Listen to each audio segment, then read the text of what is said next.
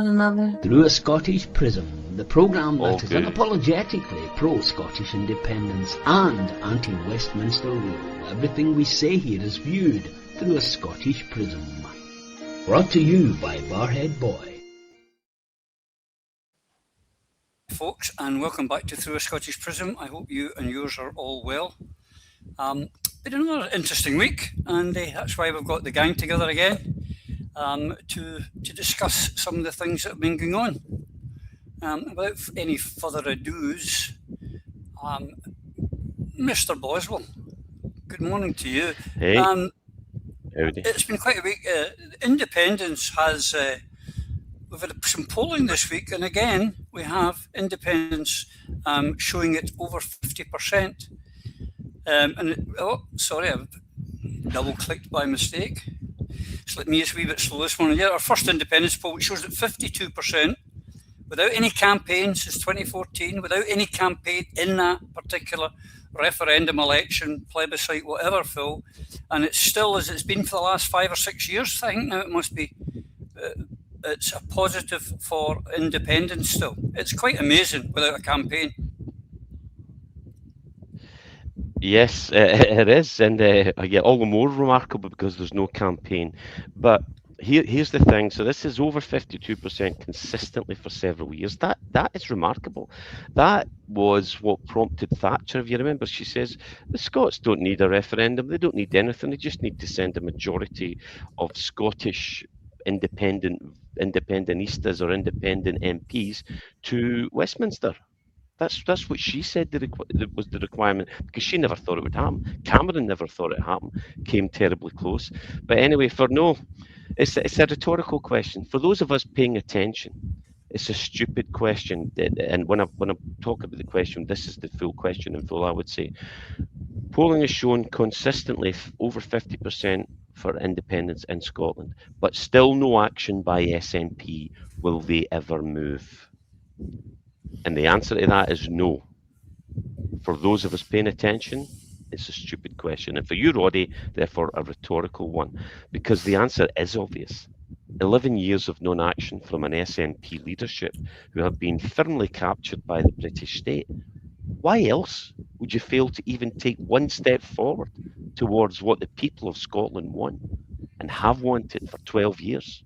Because I believed firmly that in 2014 we actually did vote narrowly to get independence, but were cheated from it.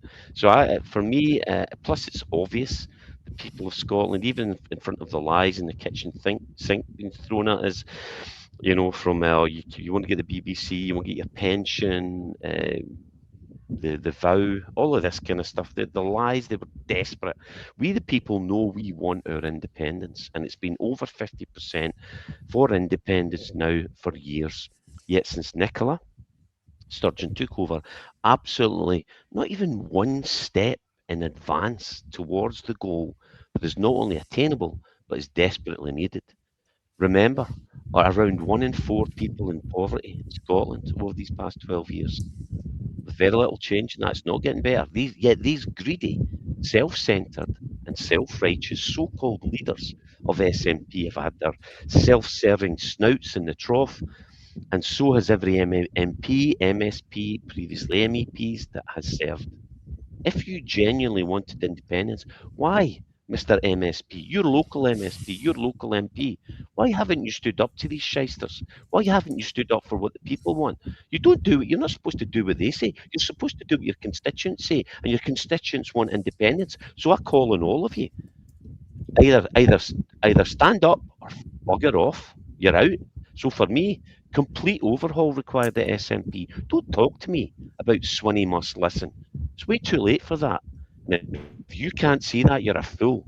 So no more he needs to do what we want. He needs politically removed permanently from Scottish politics. And so does Nicola and all the rest of these traitors to the people of Scotland, because that's what they are. They're not doing what we want. They're looking after themselves, and they're doing it for their own self-benefit. What kind of people do? Who does that? Greedy, self-serving traitors. That's who do that. So no, bugger it all. Time for change. I would agree with that one, Mr. Boswell. Terry, it is quite amazing, isn't it? That it's and even on his honeymoon period of Mr.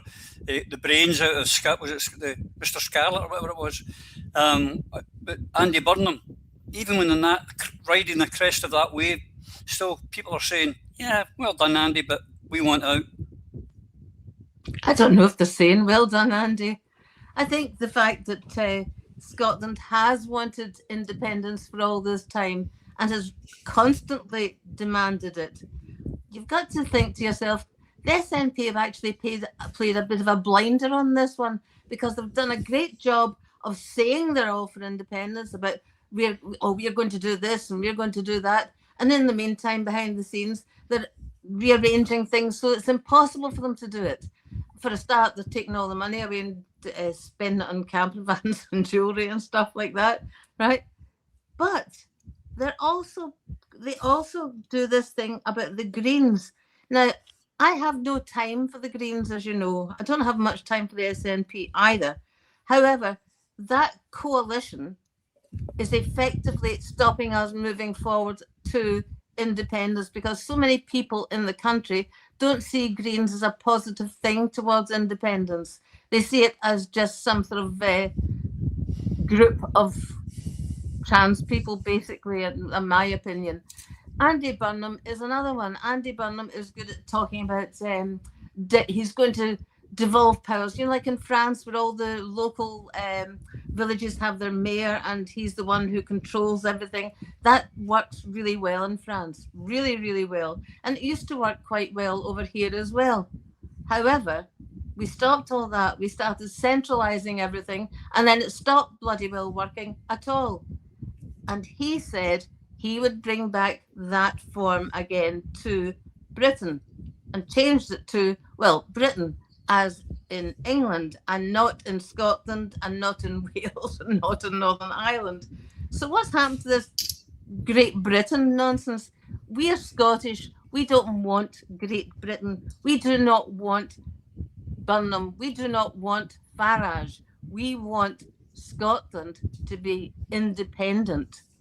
And we're not getting it because we don't have the right leaders. We have showers of shysters throughout politics. We need to shake it all up, start again, and revamp ourselves into a country that is going for independence, and not one that's sitting back and taking the quiche that is handed to us every year, every election.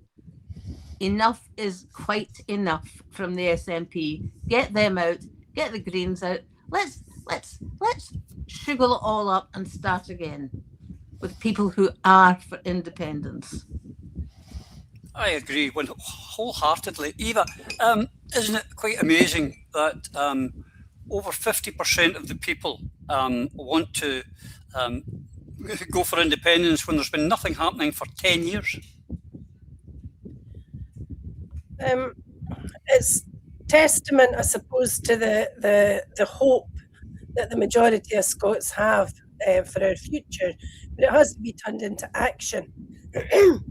Excuse me, Roddy. You know, the best predictor of future behaviour is past behaviour, and I think that it's very appropriate that, especially while her face is plastered over the front pages and she's speaking regularly at the Edinburgh Festival and Fringe, that we remind ourselves of how much Nicola Sturgeon promised and how little she delivered. And despite that, people still want us to proceed to independence. So she failed to deliver, but she didn't shatter our dreams. However, what she said in November 2019 at a rally in George Square, I was there.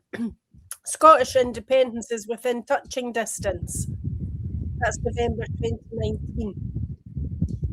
January 2020, Brexit Day, she sent a message to Europe, quoting Alan Smith, the former MEP. He's done well for himself, sitting as he does now in Holyrood, having had a period of time in Westminster in between. But she said, please leave a light on for Scotland in January 20. In that speech in January 20, she promised that there would be a constitutional convention. That promise has been repeated ad nauseam by the leadership of the SNP. And I said, I think it was last week, reminded folk that Keith Brown made the same undertaking at last year's SNP conference in October. And here we are, not one single step further forwards.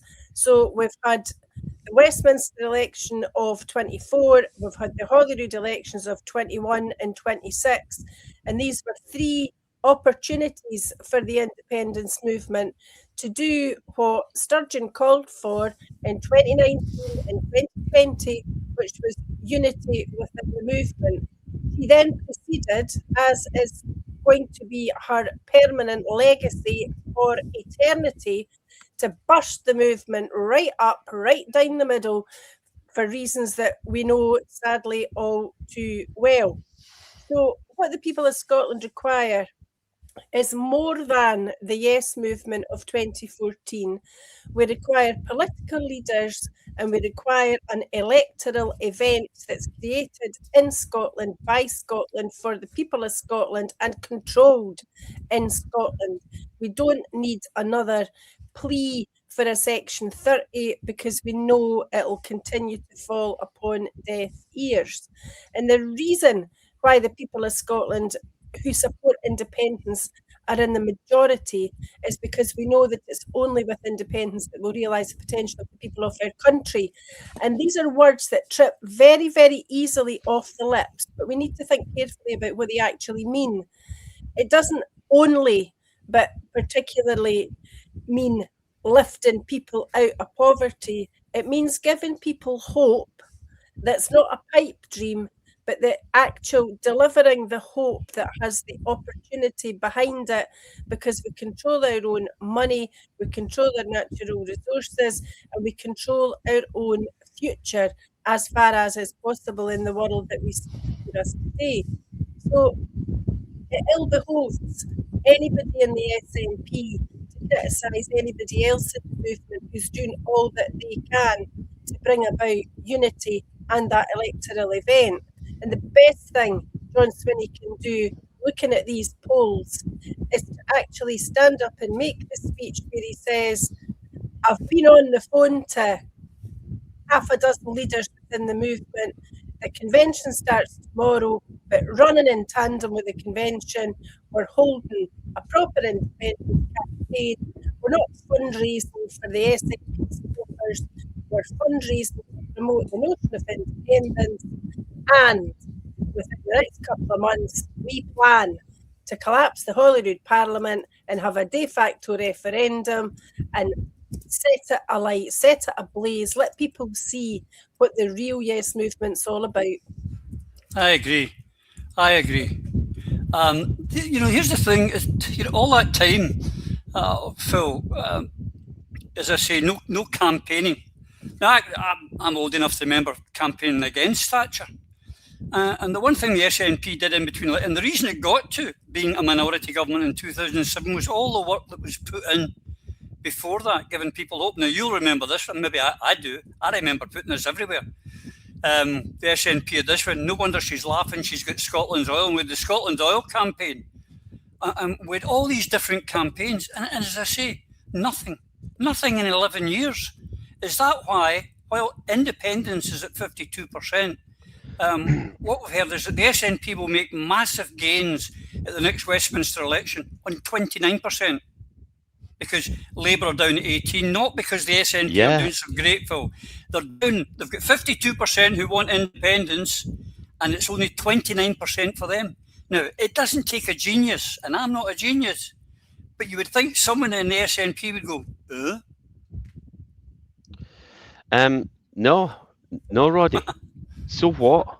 They will not do it. And again, it's another rhetorical question from you. And to be honest, I think we need to call it what it is. They are traitors.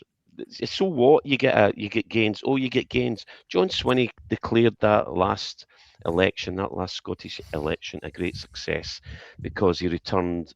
He didn't get a majority for the SNP. He's in the pocket of the Greens, and he will have to have put in absolute nonsense, ridiculous policies that will destroy Scotland because he's relying on the Greens to have power.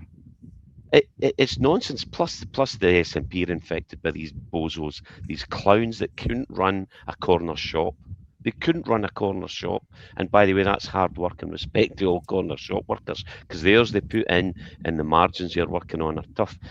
But so they're just not business people at all. They are tree hugging, lentil munching, sandal wearing, virtue signalling wastes of space. So what? So what? We get more SNP MPs. See the standard we're putting in, or the SNP for the SNP. These children in politics. It's like the children's crusade. I would liken it to. It's gullible idiots, sheep, people who are told what to say. And the reason you get why is it desnuff? Why was it the average age in the Vietnam War for Americans was 19? Because young stupid boys were easily persuaded to go and die.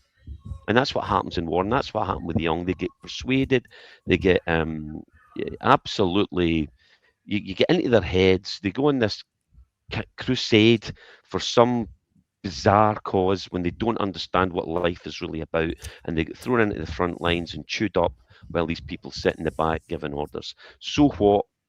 More greedy snouts in the trough, more carpetbaggers.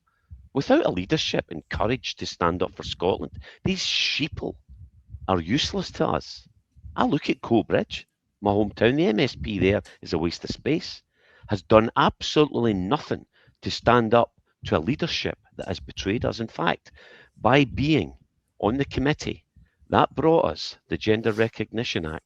Fulton McGregor and all the rest of the SNP ministers or members of committees need to be permanently removed from office. The damage they have done is almost incalculable. In fact, you can count it in how many poor people are in Scotland. Well, roughly about the same percentage as when Nicola took over. Not one step forward, regress, no advance, other than in their own bigger house. Oh, I've got a bigger salary. Oh, my mates get a job. Oh, my family's get a job. Why do we put up with this? Why are we allowing shysters like this to swan about as the big I am when we should be ripping them out of office, and make a stand that means that we stand up for the people that matter, not these self-serving. I mean, the rage I feel for the arrogance, the ignorance, the self-serving, obnoxious arrogance of these complete wasters and carpetbaggers. You know, we need to remove them permanently, and they're not helping you. They're not reducing poverty. They're not creating opportunity. They simply serve themselves and their corrupt, thieving family members and friends. Jobs for the boys. So off they all must go. Political wilderness for all the shysters. I have a list.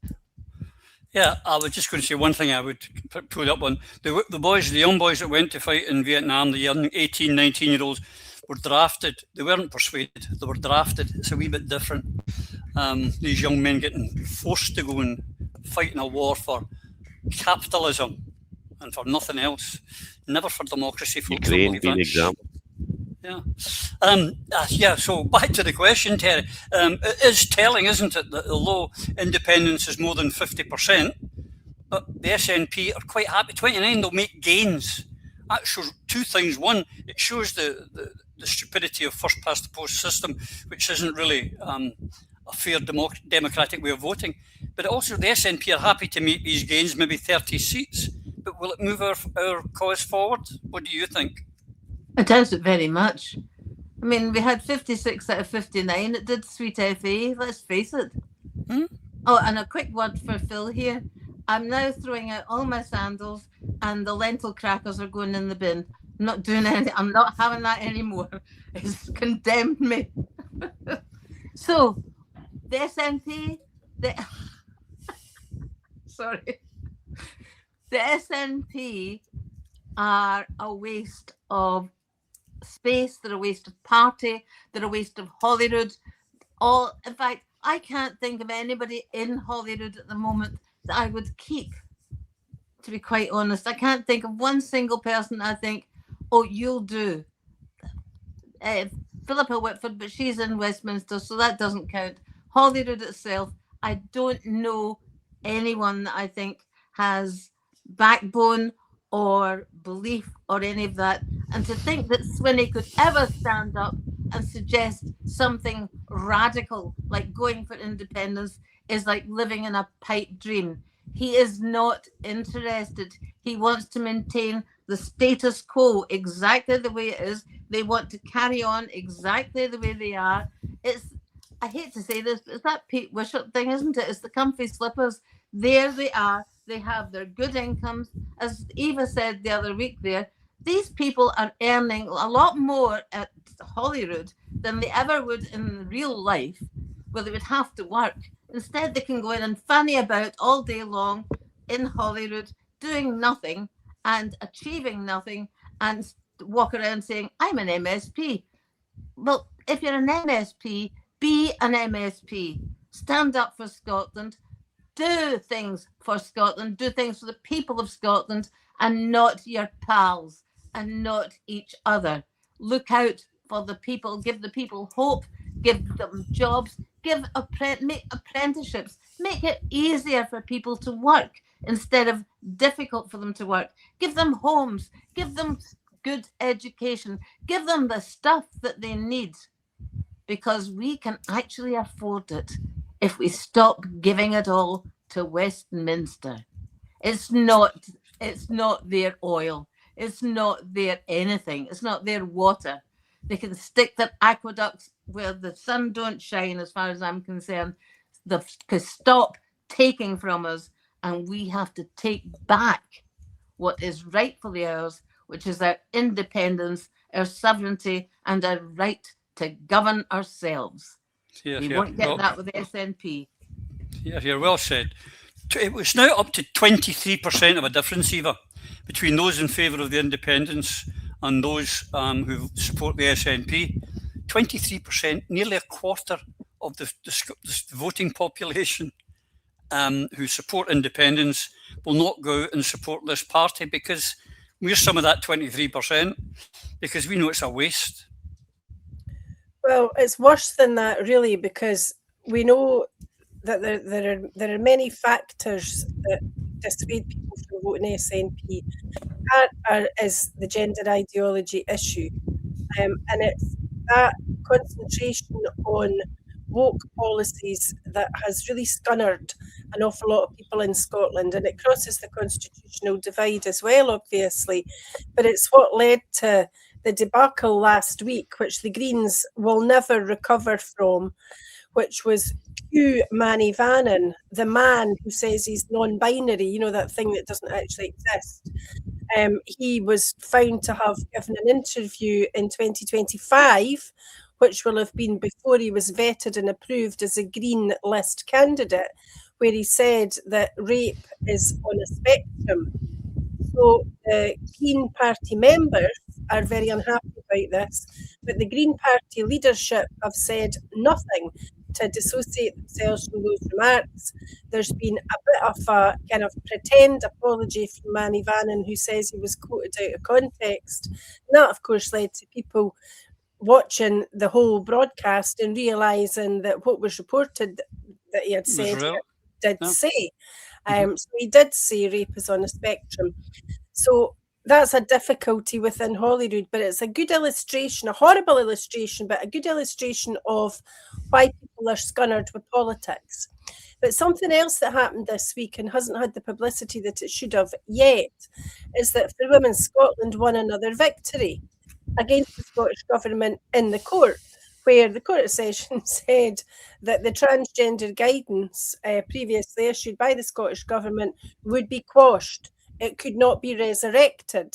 Now, in the course of the process, the Scottish Government had offered to give a promise, if you like, that it wouldn't be resurrected, but the promise wasn't good enough and a court ruling was made. That shows you how far trust in the government has fallen. So what we've got now is a set of circumstances where the SNP are clinging to power for the sake of the SNP, where they're saying that 28-29% in an opinion poll for Westminster is good. They should be hanging their heads in shame, because the real issue is how do you get people to vote for independence, not how do you get people to vote for the SNP. So those folk who support the SNP don't all support independence, but they think it's better voting for an independent supporting party because you've got a chance of having a slightly better government in Scotland than you have elsewhere in the UK. And all of that stuff drives the ordinary man and the woman in the street round the bend when you come to looking at what's actually happening in public services. Now, I know that I'm rambling, but my point is, if you look at public services in Scotland at the moment, the Scottish Government officially expects core civil servants to spend 40% of their contracted working time, which is about 2 days a week, in the office. However, actual average daily attendance remains significantly lower, often around 10 to 12%. This is what we're dealing with in Scotland. People who are public servants in the main are able to work from home. We've got issues in the police service, which were publicised this week, not just about police numbers, but about police behaviour. We've got issues in education, as is evident when you look at the recent results, which are good but should have been better. Ongoing problems right across the NHS. Serious criticism of the new GP walk-in centres and how much that's costing. Equally serious criticism about the policy of safe drug consumption rooms, the financial cost and the human cost. And if you lump all of these failures together, it's no bloody wonder that the SNP are sitting in the 20s. They're not going to go anywhere near the 30s or the 40s or the 50-odd% unless and until they do two things. One is reintroduce competent government, and two is listen to and communicate with the rest of the independence movement. These two things are vital for Scotland's future. They are, absolutely, Phil. And, you know, because of the lack of inertia from the SNP, there's all sorts of splinter groups and parties, he said with a straight face, including Alliance to Liberate Scotland, who have gone off saying, well, we can't wait in them, we've got to get moving, we've got Silver Liberation, you've got SSRG, you've got the Foundation for Scotland, you've got all sorts of people who are, because there's no one leading from within the political wing of the independence movement.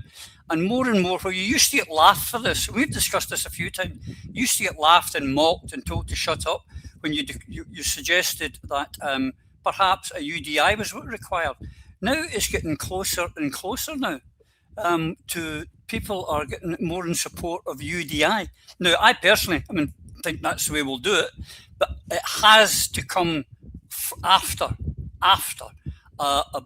an event at the ballot box, because there are only two ways, in my opinion, correct me if I'm wrong, Phil, to gain your independence. One is through the ballot box, which I'm in favour of, or through the battle of the gun. That's the only way you get away from the Brits.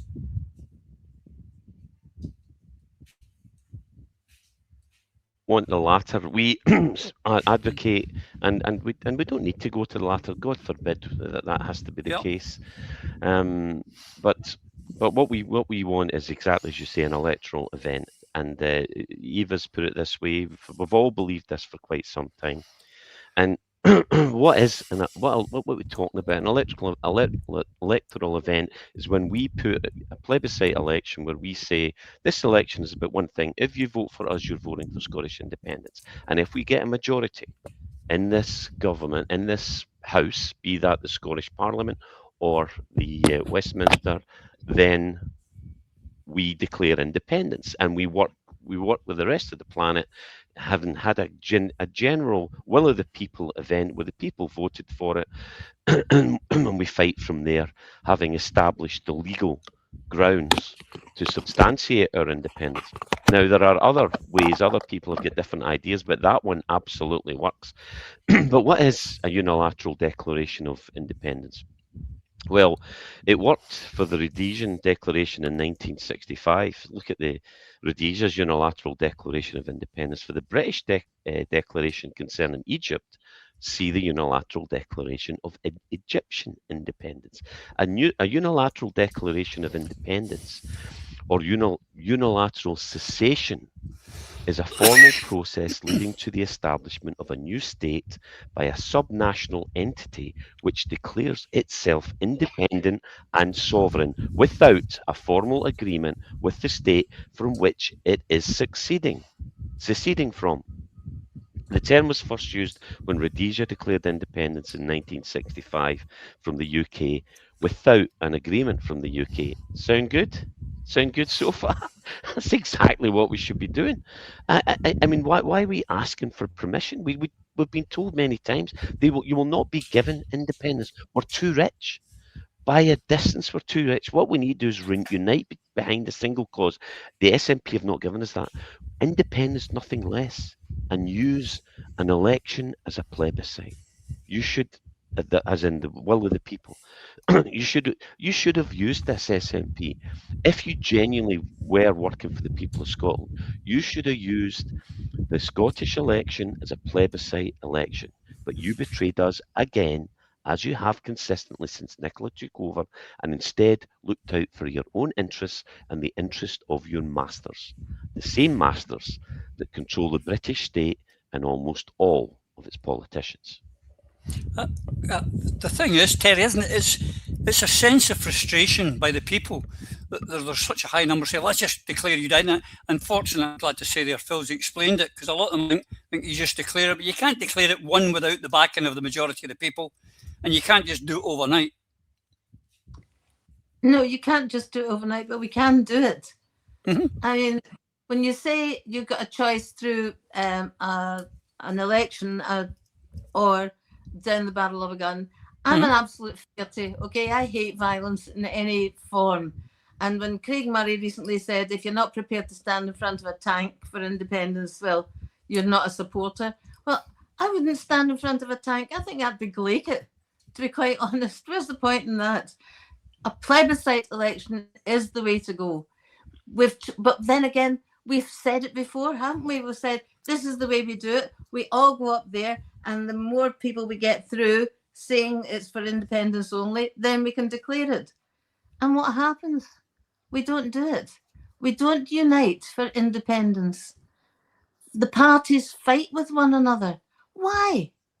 Why does the SNP refuse to accept smaller parties working with it towards independence? What is wrong with becoming independent when there's 20 parties all there shouting for it?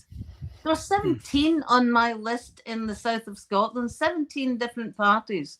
And the list was this long. And in Clacton, the list was the same height as me. Which is not that big, right enough, but that's beside the point. But we need a plebiscite election. And then we can say, well, that's it. We've told you. We told you what was coming. We've done it. And now we are going to be independent, whether you like it or not, because we have the right. When Australia declared itself as an independent nation, was it seceding from Britain at that time? I don't know. That was 1900 and something. But other countries have escaped Britain. What is it, 165? Why aren't we one of them? Because we are too handy. We are too close. We have too much to take. Not give, to take. And that's why they hang on to us. They don't really like us. They don't like us at all, because we talk funny, don't we? And we act funny, and we're no right, and we fight, and we drink, and we do all the things they don't like. We try to give them £20 notes with Scottish faces on them. Oh, we don't like that. But they want what we've got, and they've taken what we've got, and they keep on taking what we've got. It is time for us to take it back. And the only way to do that is to get together and argue that we're going to vote only for independence, only for independence parties. We don't care what their policies are. The policy is independence. Nothing I less. agree. And absolutely nothing less. And it is quite sad, you know, Terry's right there, Eva. It's the fighting among them, but it's not just the parties. There's organisations within the independence movement. It won't talk to this organisation, won't talk to this, but we've got people who ignore us. I mean, there's about 15 or 20 independence sites on Facebook that block all these Prism podcasts, who block me or any of my blogs. I don't block anything or anyone. Well, I made an exception for James Kelly. I made an exception for him. But only when I was reciprocating. But the fact of the matter is, Eva, that people through frustration are desperate for anything that will get us to that goal. Absolutely, but I'm really interested in the debate about UDI, and I suppose that a lot of people watching will have probably Googled it, because we all kind of know more or less what it means, especially those of us of a certain age who lived through the Rhodesia, Zimbabwe transformations.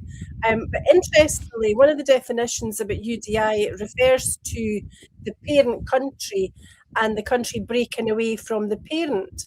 The United Kingdom is not Scotland's parent.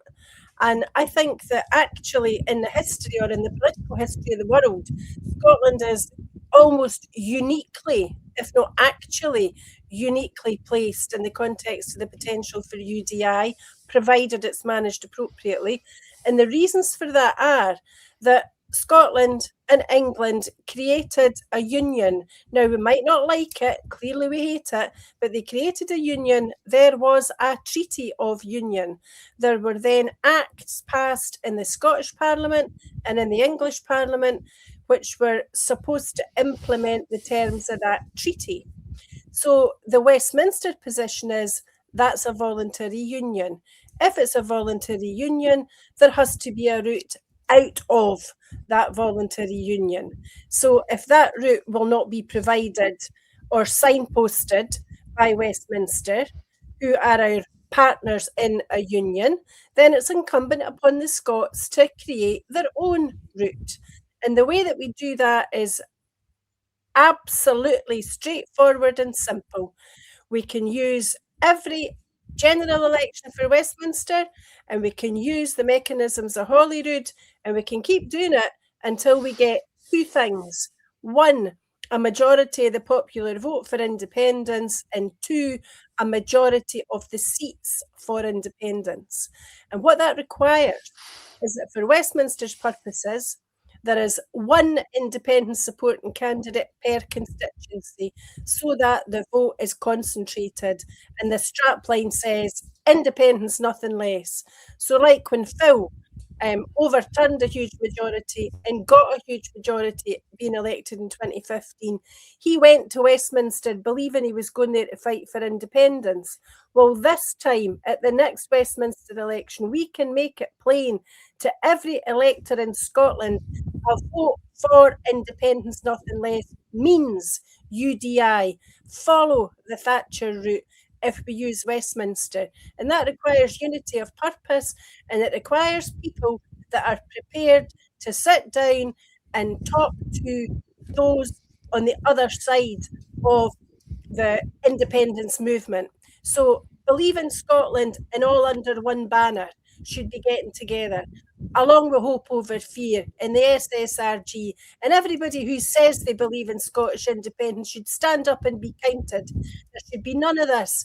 I go to this, but I don't go to that.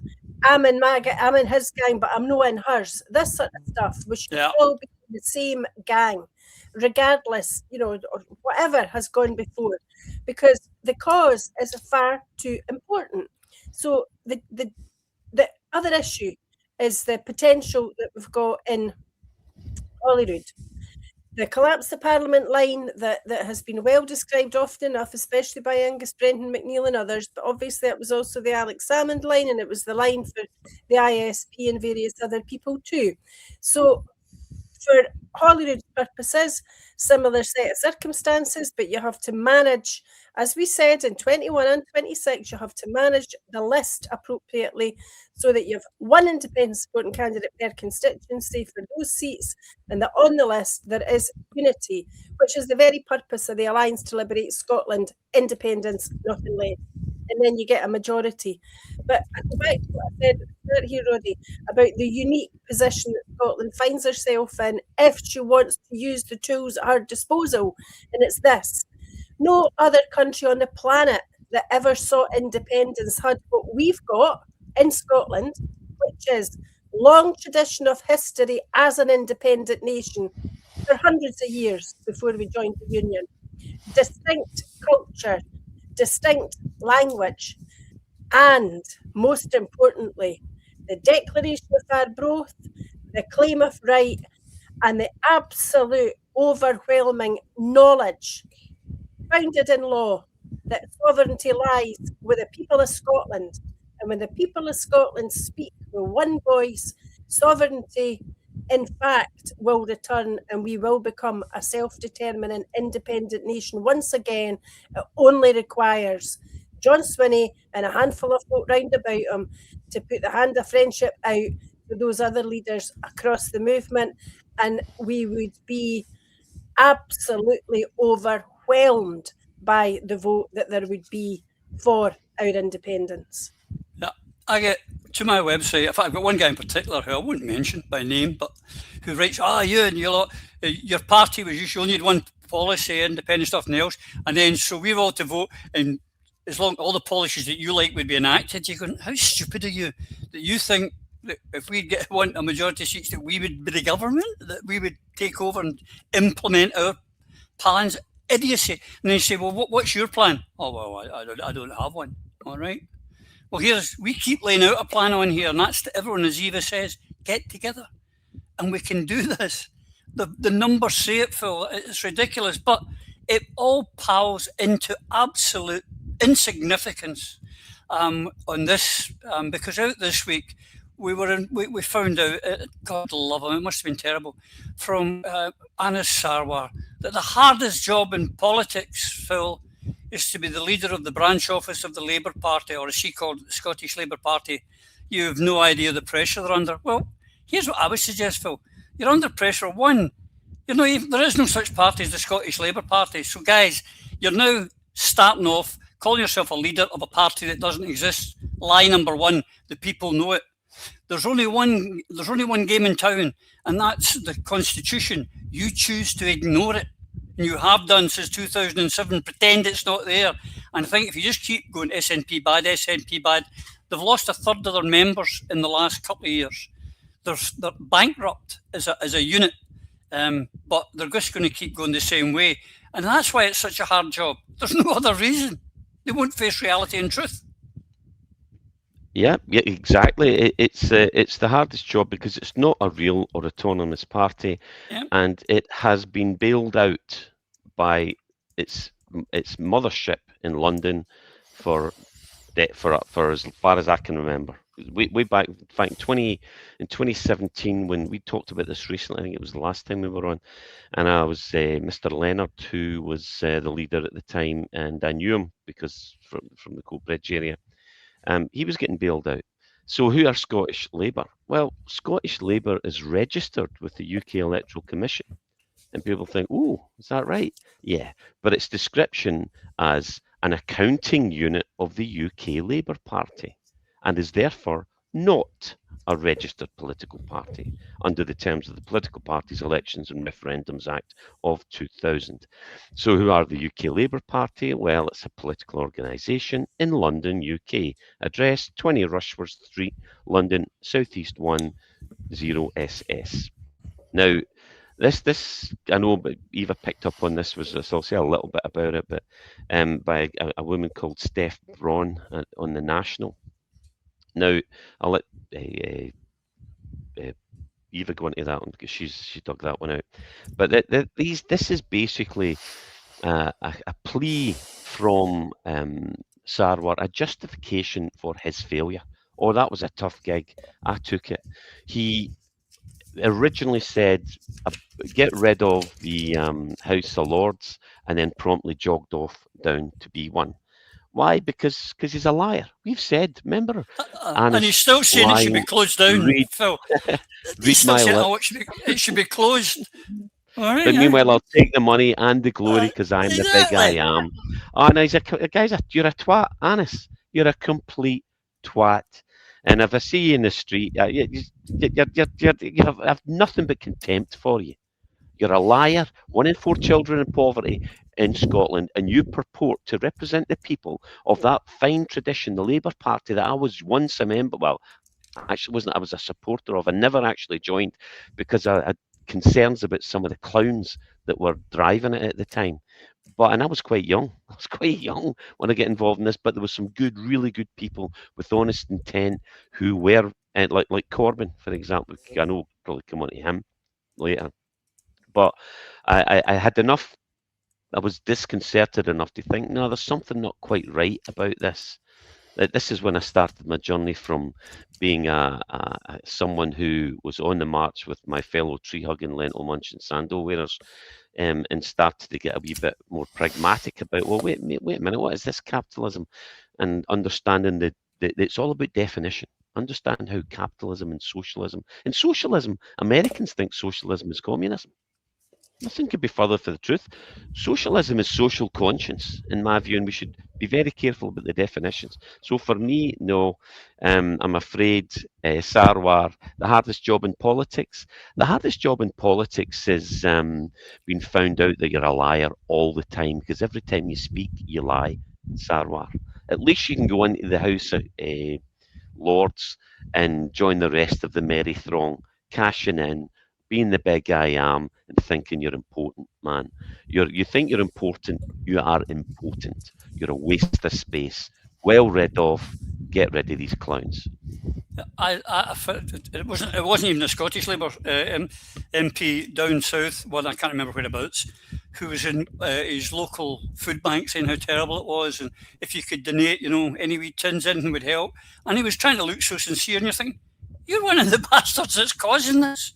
You can fix it if you got together and you're meant to be the Labour Party. They live in a wee bubble. That's the problem. And Terry, this is it. As I say, if you can fool some of the people some of the time, but not all of the people all of the time. And that's what this Labour Party in Britain, British Labour Party in Scotland have tried. I mean, if they're going to lie about their name and then they say, "Oh yeah, Scotland needs to get nuclear power," when we know, everyone in Scotland knows we export power. And they're lying to us. They said, "Oh, we're going to vote for us and we'll save Grangemouth," and they didn't. And then they say, you will put 1,000 jobs in Aberdeen with GB Energy, and there's 4 or 2 or 3 or something. I don't know how many it is. And then they're giving money to Gaza and Ukraine. And they're saying, "Trust us, vote for us," and they wonder why it's the hardest job in the world.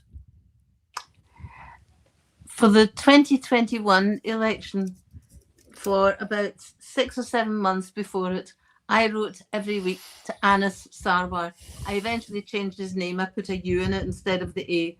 But anyway, I would write to him every week and I would say, "Dear Anis," and then it got to being, "Listen, son, just listen to me for a change."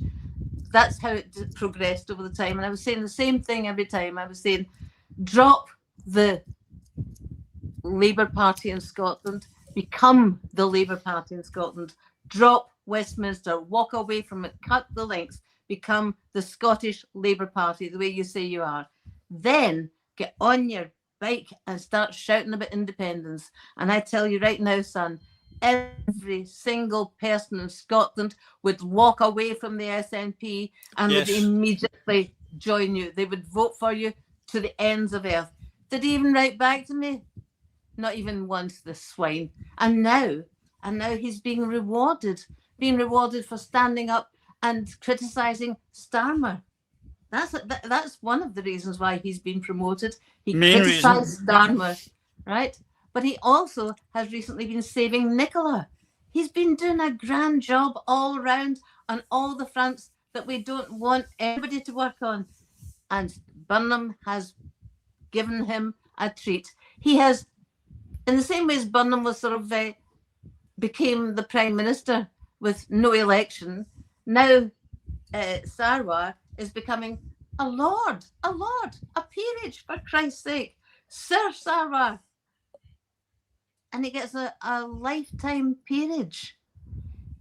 He's Minister of Trade or something like that could be a fortnight, could be 2 years. It's a job that he can be sacked from. He cannot be sacked as a life peer. He can have an effect on politics for the rest of his bloody life. I don't like that. I really don't like that. I don't think Sarwar is the right man to be doing anything, let alone leading the Scottish Labour Party or anything. He is a snake in the grass, like all of them are. And that is my humble opinion on Anna Sandler. Only because he never wrote back to me, the swine. I can't believe if you wrote to him every week. You should if you'd wanted a pen pal, you should have got in touch with me. I'd have been your pen pal. I'd have given you damn set better information. I had another pen pal. It was John Lamont. I wrote to the Tory every week as well. Not the same letter, but close. Yeah, you're not really selective in your pen pals, are you? Eva, do you have any sympathy for the hard job that being the branch manager of the Labour Party entails? What do you think? It's reminiscent of the working class can kiss my ass. My ass, aye. That's exactly what it is. I'm unsure as to whether he said it's the hardest job in politics or if he said it's the hardest job in the world, because he's been quoted as saying the latter. So if he did say it's the hardest job in the world, good God, where has the man been?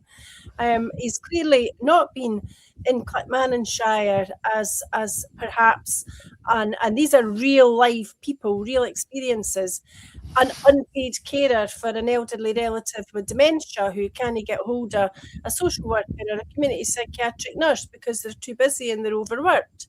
Or perhaps a relative who's in hospital in Larbert who can't get out and the bed blocking numbers are through the roof, but they can't get home until there's a home care package. Or he's maybe no spoken to the parents who were embarrassed to have to go to the food banks and wondering if there was a back door because they didn't want to see folks, didn't want folk to see them going in. Or the parents who were scrimping and saving for school shoes for the kids going back at the beginning of the new school term. All those people that understand that poverty is a political act, and it's an act of political cowardice, that somebody like Anna Sarwar has been in Westminster, he's been in Holyrood, and he's buggering off down to the House of Lords, and he's not left Scotland one atom better than it was before he was first elected. Bill says each week, and I hope people are really understanding this, 1 in 4 children in Scotland in poverty. 1 in 4 in a land of plenty.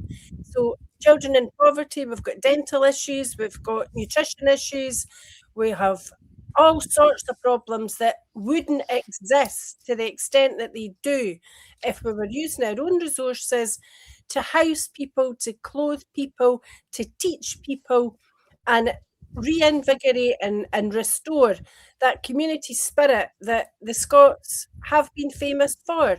And think back to just how much love and admiration and adoration there was for the people of Scotland during the recent World Cup. We were the darlings of the whole world, and the confidence that gave us at that time was something that you would want to be able to bottle, and you would want to scatter it like fairy dust across every ballot box and every doorstep and every door that you chapped when you were canvassing for the independence election.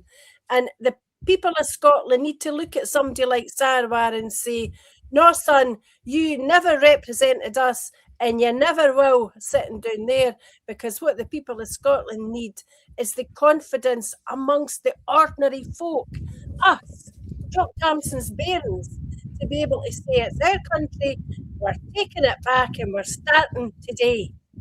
Yeah, I've got to say this to you, if you're listening, Annis. If you think yours is the hardest job in the world, you should have a word with Father Murphy, who's the parish priest for Lark Hall. Now, there's a difficult gig for you. But another one of these Labour people, was coming out with, oh, woe is me, feel pity for me.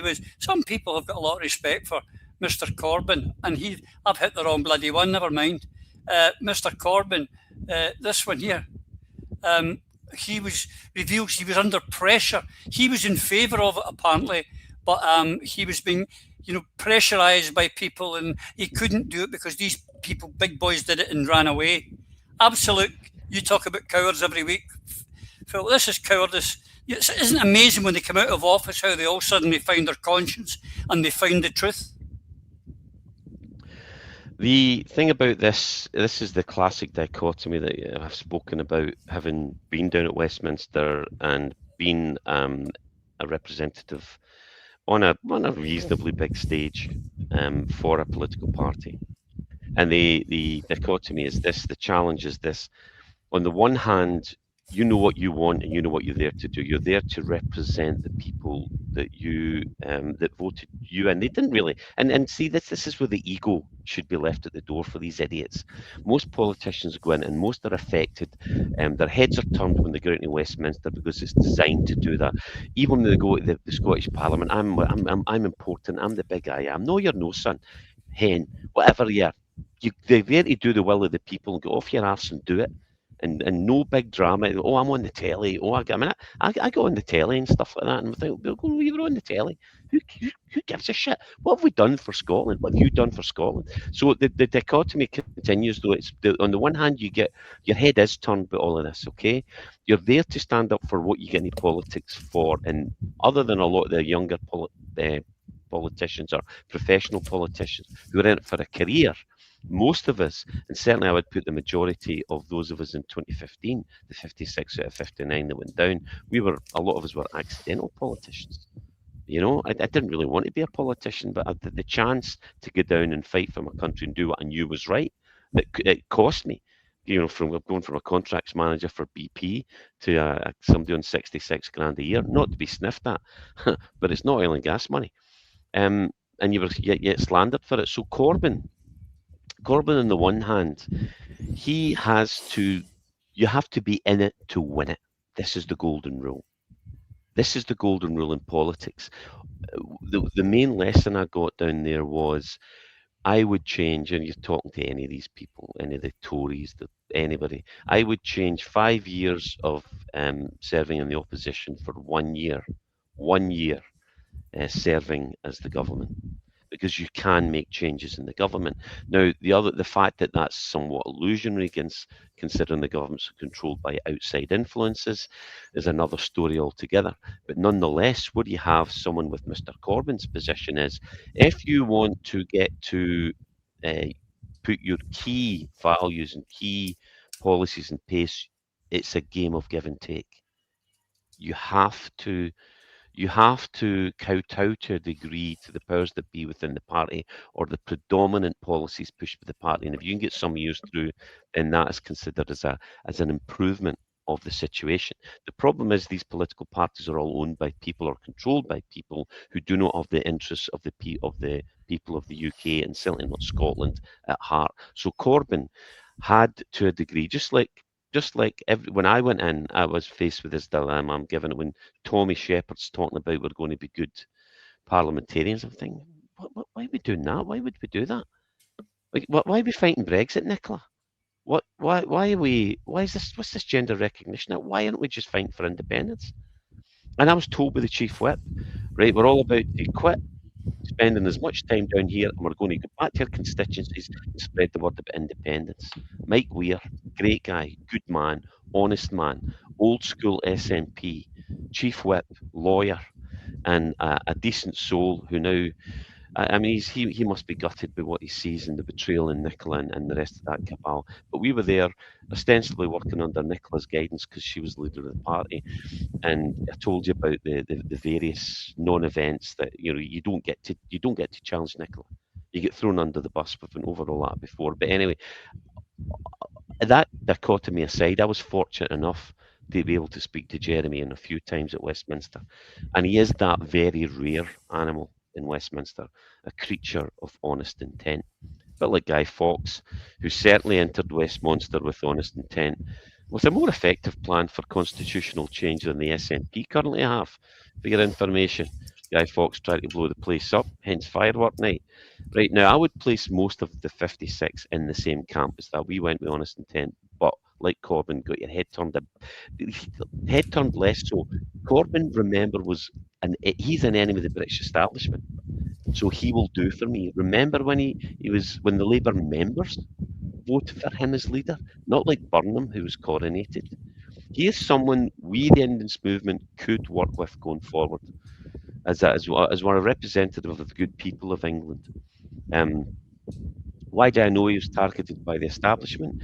Well, I've mentioned this before, but you just watch the response from the mainstream media. The mainstream media have you in your sights. You're an enemy of the state, basically, or you're clickbait, one of the two.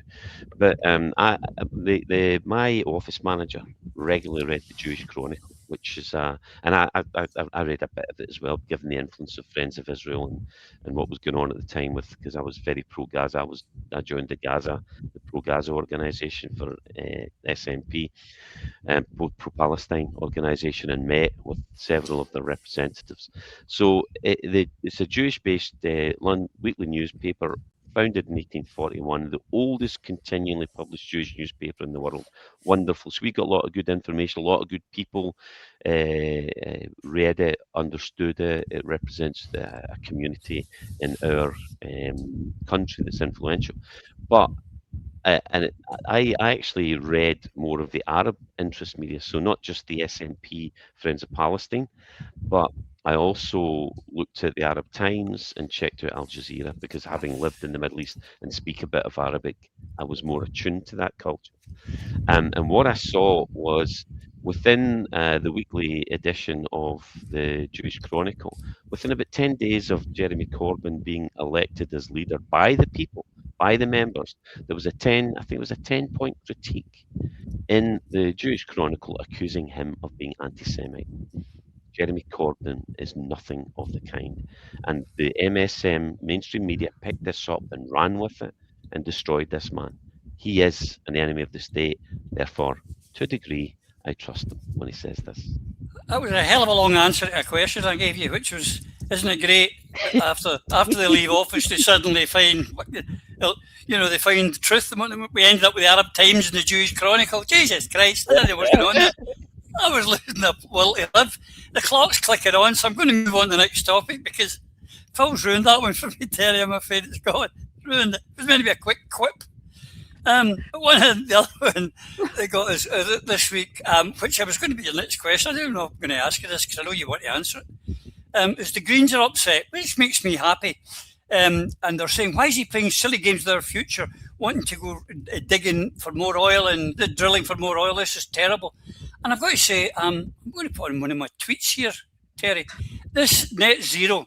Now, I'm worried about the environment, like every dad and grandpa and whatnot, but it's ridiculous. And I did some research over a long while, and this is a fact. Net zero in Scotland, in my opinion, and I am someone who is, I recycle all my rubbish and all that stuff. In Scotland, it's a scam, and it really is, and a nonsense. And if you read that, folks, we produce roughly 39 million tonnes of carbon dioxide per year. And on a global scale, that accounts for around 0.10 the total worldwide gas and emissions. It's a hell of a lot of pain for no gain. Net zero, Scotland doesn't need to be involved in that. We've lost jobs and everything, Terry. It's overkill, net zero. I love the way we talk about all the, the green policies and saving the earth and all the rest of it. And we're laying waste to most of it at the minute. We're killing people left, right and centre. There's wars everywhere. It's devastating the land. It's devastating people. It's rude. What is the criteria that causes that? That's a big one. But the Greens are officially, in my book, mental. Every last one of them. This business of, we've got to stop drilling for oil. We've got to stop drilling for gas. We can't do anything with it. We have to stop. Let's grow nice little plants and deal with that. It's absolute quiche of the first order. And the fact that Andy Burnham wants to do some more, that's great. But they also want to do things like run a big aqueduct down from Scotland so they can take the water down to England. Wouldn't that be nice? They're already making whiskey. I nearly had apoplexy in Morrison's the other day, advertising, when I saw a thing called Blainfield or something. British whiskey. What do you mean, British? But they've got Belsh whiskey and they've got a Union Jack on it. Well, that's understandable. But the SNP, sorry, I'm obsessed with them. The Greens are lunatics. But a wee word about Corbyn. I may be an ingenue or a wee bit behind with things, a wee bit stupid, but I think Corbyn is a good guy, a really good guy, who says what he means and tries his best at all times. He's supported so many good causes over the years. He's done his best. But when he was trying to be leader, he was attacked on every side. The anti-Semite thing, but there was more than that. They had the knives out for him. So when they said, don't talk about Scottish independence, it'll cause problems for you, maybe he took that on board for the first time. But the Greens are still loopy, and that's all there is to it. Corbyn, I'd rather have 10 Corbyns, 20, 300 Corbyns than one Green. They want either of them, but that's just me. Hardcore. Eva, 0.1, and we're going through all this pain for net zero. Bit of overkill. Can I just preface my remarks with a little bit of real life experience again? In the early 1980s, when I started work, I had to do a home visit in Alloa. And when I got there were hardly any floorboards in the hall. There were no skirting boards, and the living room, maybe about half of the room had floorboards. And I asked what had happened to the rest of them. And you know what I'm going to say? They'd been burnt for fuel in the fire in the living room. So I don't really have any sympathy with this line from the Greens. I've got a coal fire, and I hope that I have that for the rest of my life, quite frankly. But there are two fabulous tweets, at least two, from Jeff Aberdeen this week. I think actually he started off replying to that one that you replied to, Roddy, from Ruth Wishart. And he gives the same sort of data as you do. And he says, actually, any credible data will confirm that oil and gas still cover about 3/4 of the UK energy use today, projected to be approximately a fifth of demand by 2050. And a simple Google search shows that other oil and gas producing nations are ramping up, not decreasing, oil and gas production. And he refers specifically to Norway, Denmark, and Canada. So he knows perfectly well what he's talking about, and he certainly knows far better than anybody in the Greens. I don't think that there's any doubt about that. And I associate myself with Terry's comments about the Greens in Scotland, because they seem to me to be entirely divorced from what is the reality in terms of the daily grind for so many people in Scotland. I think that's evidenced by the cohort that they've had elected and the very poor performances that we can continue to expect from them, unfortunately. That on its own is a reason to collapse the Holyrood Parliament and have another go at it. Well, maybe one day Miss Sturgeon will become the leader of the Scottish Greens, you never know. But you know the one thing, I've been see all this green stuff, and I will let you have a comment on it, Phil. Okay, I will, obviously. But you know, I remember going back to my teenage days when I used to go and march against Vietnam Wars. There was a lot of people out there, you know, you'd be talking about something happening in the Mekong Delta, and they'd go, oh, what's that? Is that a Chinese restaurant? You, why are you in this march? They just sort of go along.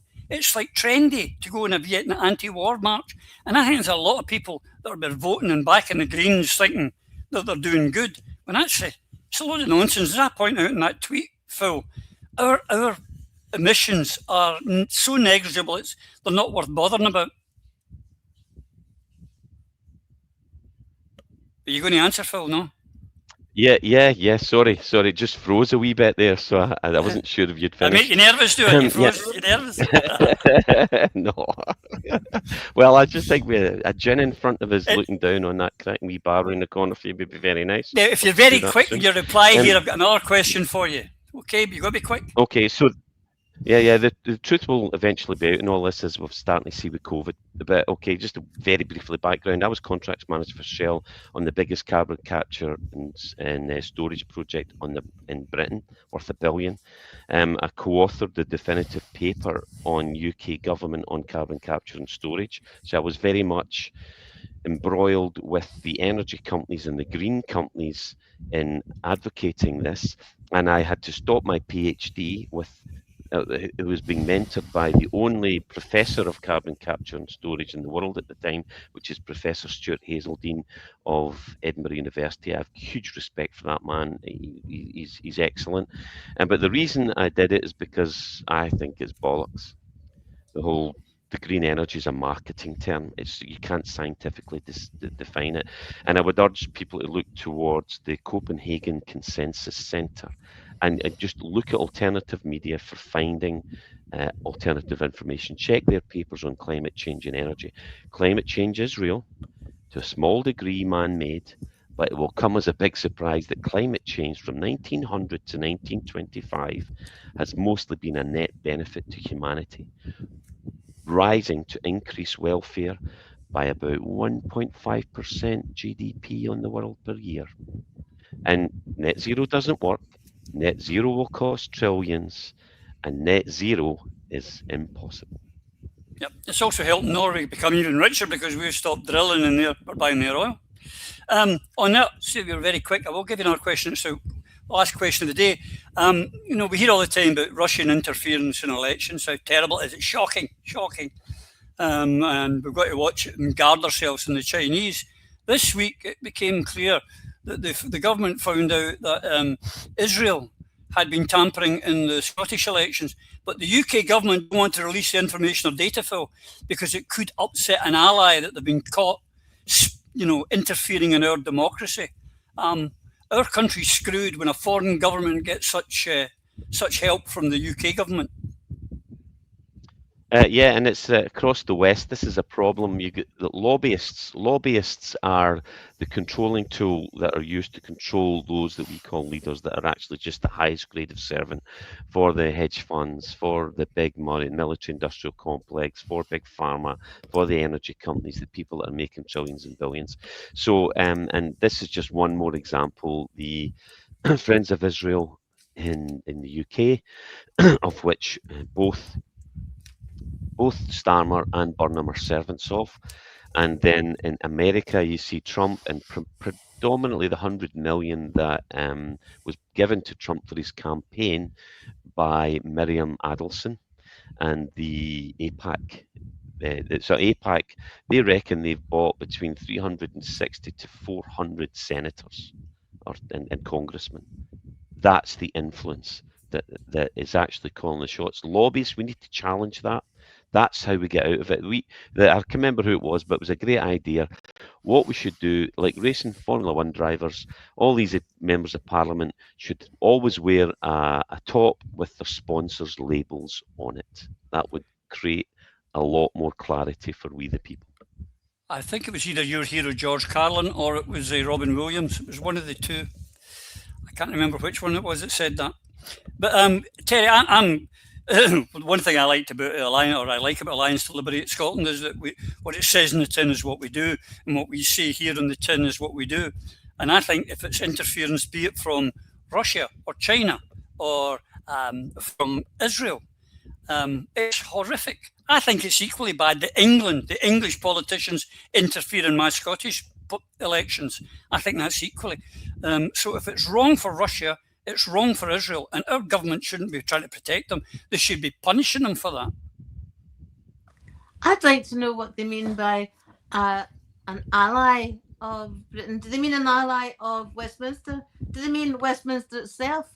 Because there's no question in my mind that England interfered in our referendum.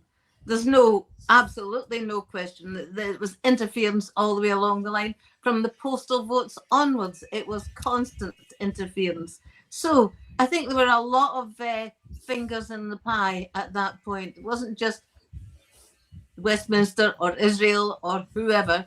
There were a lot of fingers in the pie because they didn't want that to happen, because then we can become a wee bit of a threat. Scotland being independent, Christ, we're bad enough as it is without being independent. So, they're feared because we're pro-rags, let's face it. Yeah, absolutely. The funny thing about that is the interference in the referendum, it was the man that we all to hate, that bad, evil, wicked man, Putin. It was President Putin who told us that Cameron had phoned him and asked him to come out against our independence, and Putin refused and told the world that he had been nobbled. But you're asking me to make excuse me, Putin's my enemy. Get lost. See, that was the Russians that did that to me. Isn't that right? Eva, any interference in elections by an outside government or power is wrong, and it can't be protected. Well, the sanctity of the ballot box is something that we as Democrats absolutely believe in, but it's good actually in a roundabout way that we've got the UK government admitting that credible evidence of interference in fact exists, because it's not often that they say that, and to have accepted that that evidence exists relative to the Scottish parliamentary election gives those of us who have been suspicious for many years about vote rigging or gerrymandering or whatever, it gives us something else to consider in the context of when we hold that de facto referendum, how it's going to be managed, supervised and controlled so as to avoid it being interfered with by anybody beyond Scotland or the proper authorities. Yep. Well, that's it, folks. We've overrun as always. There was some things you'll notice, ladies and gentlemen, that everyone was talking about Gers this week, not the Rangers. I'm not talking about that painful subject, but the Gers figures, and that all the unions are jumping in to stick the boot. You know, the funny thing is, I just before we started recording the show, guys, I noticed that they were going about our deficit. Oh, it's terrible. You would run a deficit if you were an independent nation. Of course you would. Last month, the month of June, the United States of America ran a deficit of $432 billion for 1 month. Deficits happen. And the other one, of course, which I don't want to go, is Mr. Farage Garage. An embarrassment for him. He took 60-odd%, but he was up against a bin. It's British politics is shit, mate. We've got to get out of it. It's a mess. Look, folks, we're heading. I'm going to we're back on midweek shows. If you didn't watch this week's midweek show, you should. Great, Phil was there, and our good old friend Finbar Market. I would recommend it. Not many of you watched it. I'd be upset. Hope more of you will watch this week's midweek, where we'll have some controversial stuff to talk about. But until we see you, you and yours, please, take care. Through a Scottish Prism, the programme that is unapologetically pro-Scottish independence and anti-Westminster rule. Everything we say here is viewed through a Scottish prism. Brought to you by Barhead Boy.